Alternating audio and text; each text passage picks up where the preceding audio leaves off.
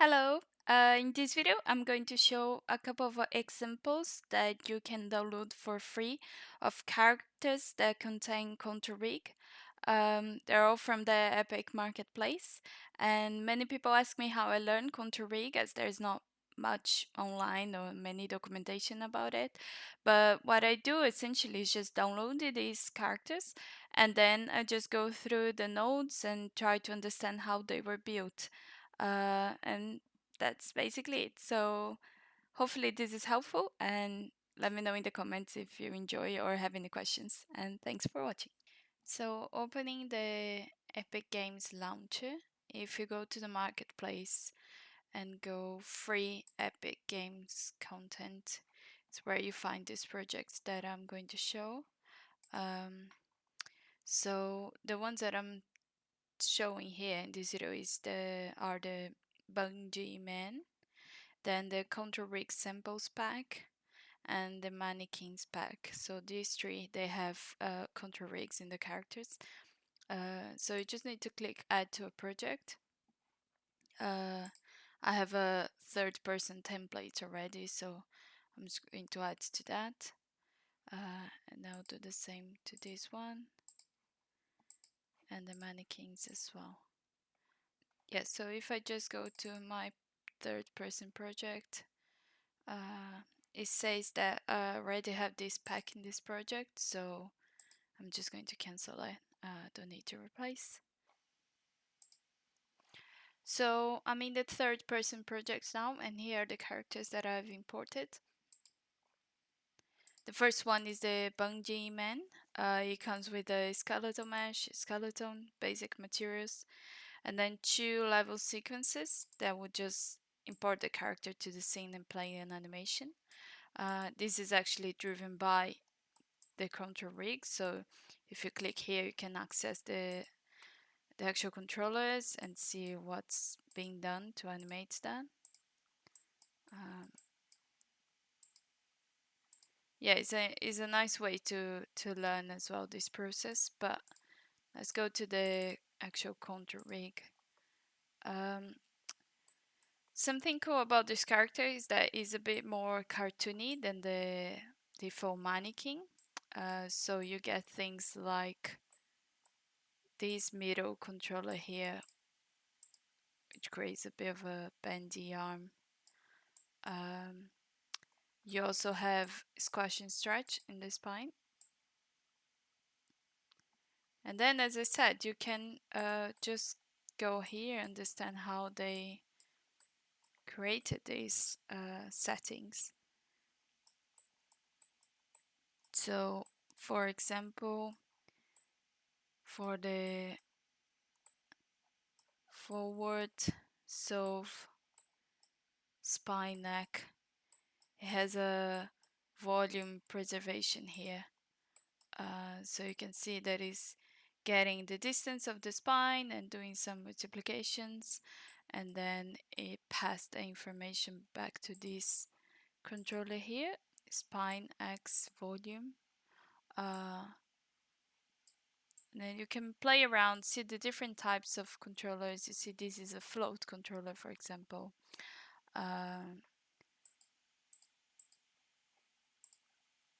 Yeah, and then you can just understand different ways of rigging the character.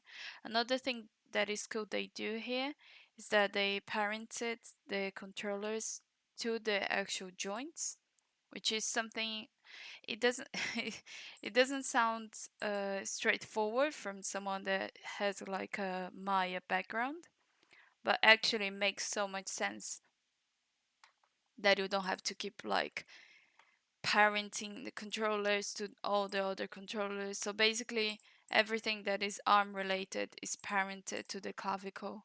So if I move the rest of the body, the controllers of the arms will always follow because they are parented to the joint and not to the chest controller, for example. Yeah, I think some of the settings that I changed in them made this squash and stretch a little bit more a little bit stronger. Let me just double check here. forward solve volume.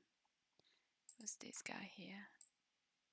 Yeah, you can see that this is how much you influence the multiplication will, how much it will influence in the body. Cool.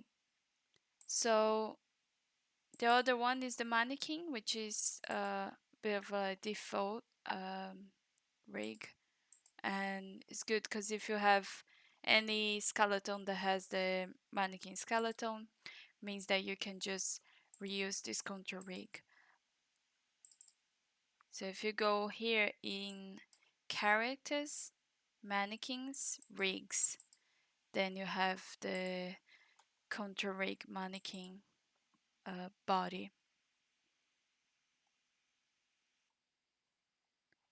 So here they're using the construction event, which is the one that actually creates the controllers, which is something cool and new from, I think, Unreal 5.1. So yeah, this counter rig also has a lot of nested functions, which are super cool, and I did talk about this in previous videos. But yeah, you have all these setups, and then essentially you just pass the information of the bones, the controllers, and then the functions will run the whole thing. So they have a spine, neck functions, and then arm, fingers, leg, foot. The idea is that this is for the setup event, which now is called construction event, and this is for the forward solve.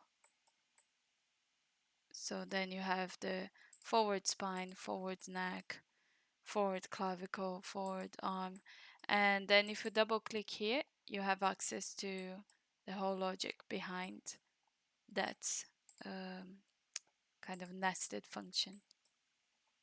There's some cool things about IK, FK control visibilities here, but this is a very standard, straightforward rig. They don't they don't parent the controllers under the joints. In this case, it's all through here, and then you have a couple of switches to switch from IKs, FKs, show body controls as well, and the spine and neck IK, FK. They also have these curl controls for the hands, for the fingers, which are really cool. So they drive the other controllers. So you have one control for each of the bones in the fingers, but then you have this other control, which is a proxy control that then move them all together. And then let's say you want to find how they do this specifically. You can just go here and find, and let's type, for example, curl. So you give me all the places that this curl control is being called. So forward fingers, I would say that is probably somewhere around here. So in the forward things function, this is where it is being, this proxy rig is being called. And then you offset the transform of the main controller. So this is another way you can investigate as well. Also in these files they have some basic foot IK and some procedural rigs. These are both being called in animation blueprints. This, for example, is where it calculates the twist bones. So they did a counter rig to kind of calculate these extra twists, and then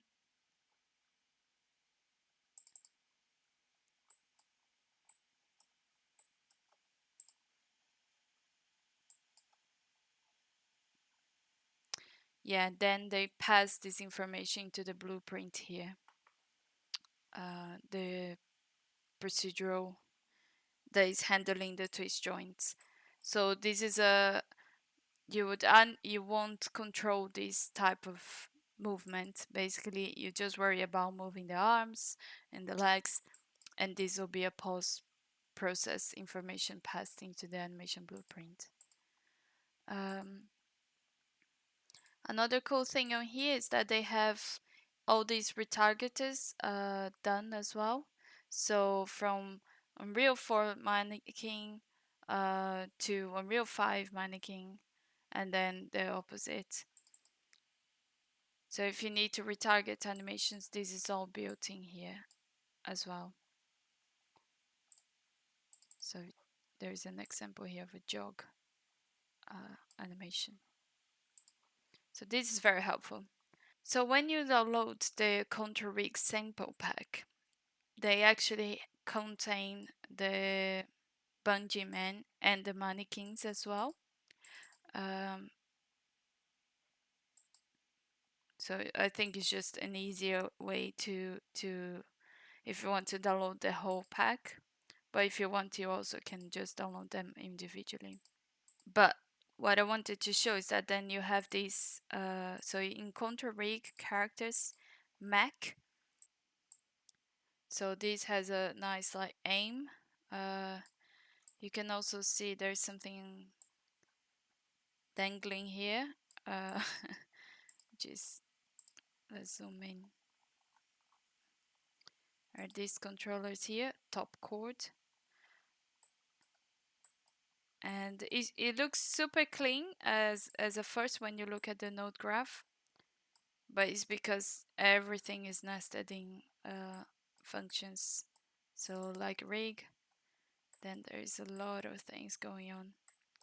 Um, This rig is quite complex, it doesn't seem like, but when you start looking at all the details that it has on it, it's pretty cool.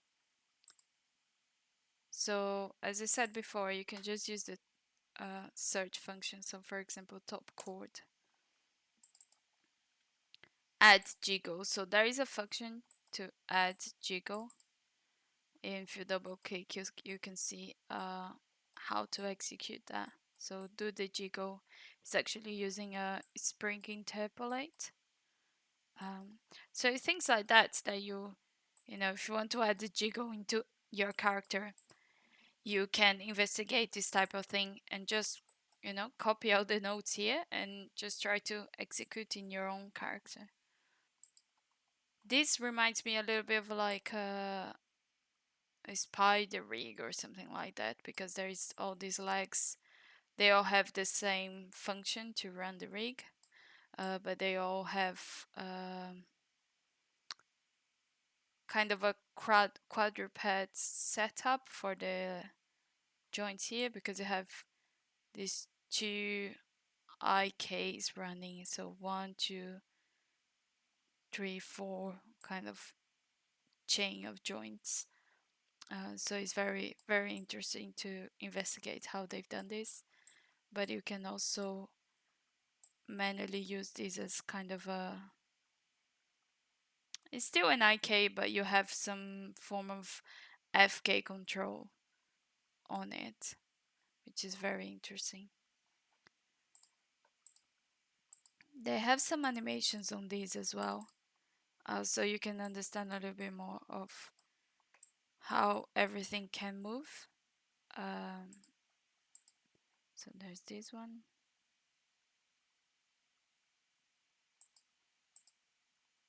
And the walk.